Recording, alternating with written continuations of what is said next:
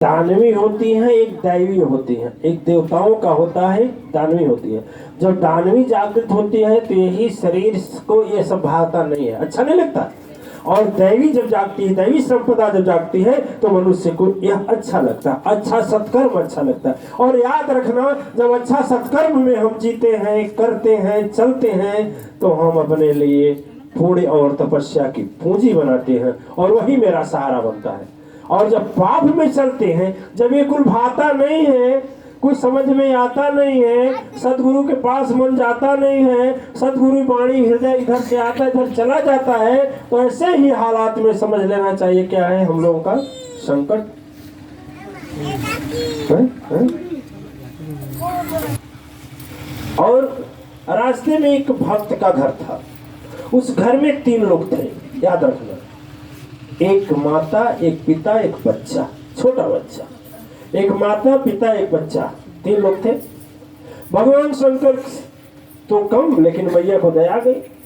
मैया बोले कुछ देते नहीं इन लोगों को, क्या करें, उन लोगों को मांगने का ढंग नहीं है। ठीक है, मांगने का ढंग नहीं है। माँ जिद कर दी, चलिए चलिए, क्यों नहीं मिलेगा, चलिए। घर में गए, घर में गए और बोले कि देखो, जिसका तुम पूजा करते हो, जिसका तुम तपस्या करते हो, जिसका तुम ध्यान करते हो, जिसका तुम भजन करते हो, वो मैं ही हूं। बड़ा खुश हुआ भक्त कि वाह, अब क्या पूछना, अब क्या पूछना। भक्त खुश हो गया। भक्त बोला कि बहुत अच्छा, लेकिन वो घर की जो माँ थी, छठी देवी से ज्यादा उम्र की थी।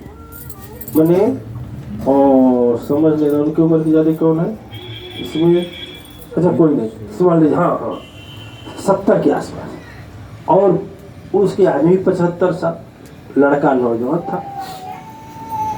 तो कहा कि भगवान एक काम करिए ना, बढ़िया सोचिए। कई अच्छा भगवान बोले कि चलो तुम लोगों को 3 वरदान मैं देता हूँ, 3 वरदान देता हूँ और तीनों एक एक वरदान मांग लो, लेकिन याद रखना एक ही बार देंगे। लोग सोचे बड़ा अच्छा है। तो बढ़िया बोले कि भगवान पहले हमको दीजिए। तो भगवान खुश हो गए, कहे बोलो ठीक है, क्या वरदान चाहिए।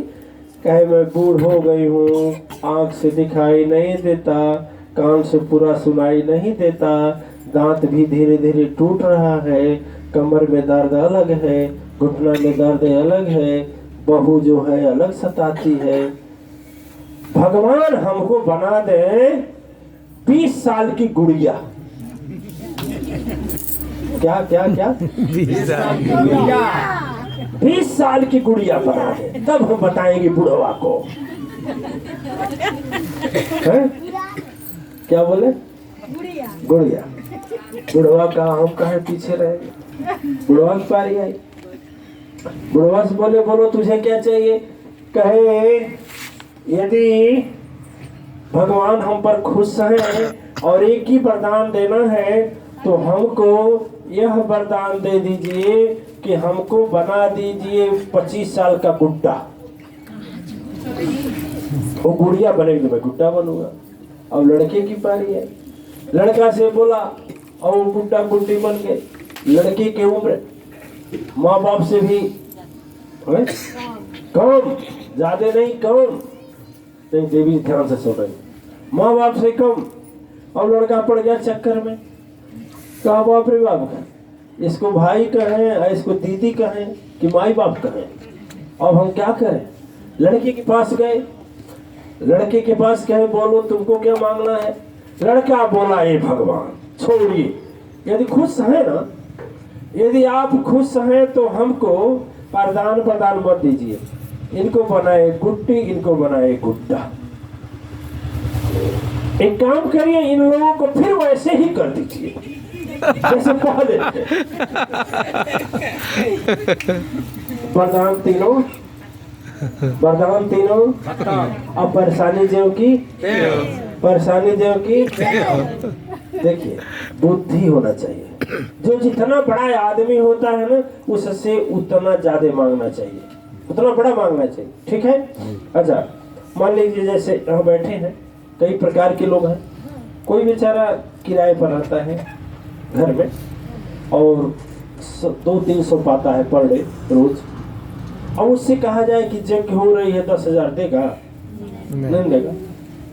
लेकिन कोई बाड़ी वाली है, जैसे छठी देवी है, मंजू देवी है, ये महाराज जी हैं, और साहब रेलवे विभाग के कर्मचारी हैं, इन लोगों से मांगा जा सकता है। जो जितना बड़ा होता है उससे उतना मांगा जाता है।